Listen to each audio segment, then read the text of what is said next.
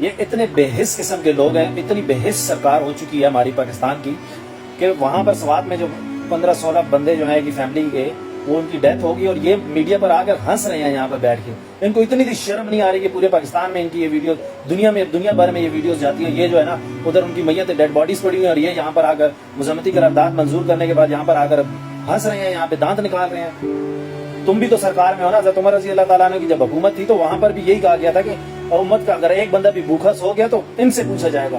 اس وقت آپ فیڈرل میں بیٹھے ہوئے تو آپ لوگوں کی کوئی ذمہ داری نہیں بنتی. پاکستان میں جب پی ایس ایل کا میچ ہو رہا ہوتا ہے تو وہاں پر تو آپ لوگوں کی طرف سے ہیلی کاپٹر جلدی پہنچ جاتے ہیں.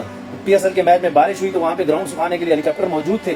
یہاں پر 2 گھنٹوں سے وہ وہاں پہ کھڑے ہیں، مدد کی اپیل کر رہے ہیں. تو اس وقت تم لوگ جہاز نہیں بھجوا سکتے تھے. اب میڈیا پر آ کر تم لوگ کے پی کے حکومت کے خلاف، کے پی کے حکومت والے بھی بے حس ہیں. انہوں نے کیوں اپنی ابھی تک کوئی کام نہیں کمپلیٹ کیا ہوا؟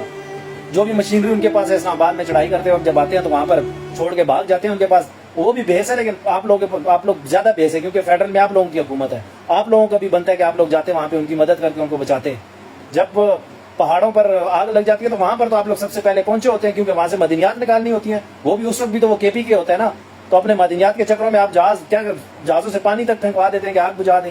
اب جب 15-16 بندے وہاں پر زندگی کی کشمکش میں تھے کہ زندگی موت کی کشمکش میں، وہاں پر آپ لوگوں کے جہاز کام نہیں آ رہے تھے. ادھر آپ جہاز نہیں بھجوا سکتے تھے.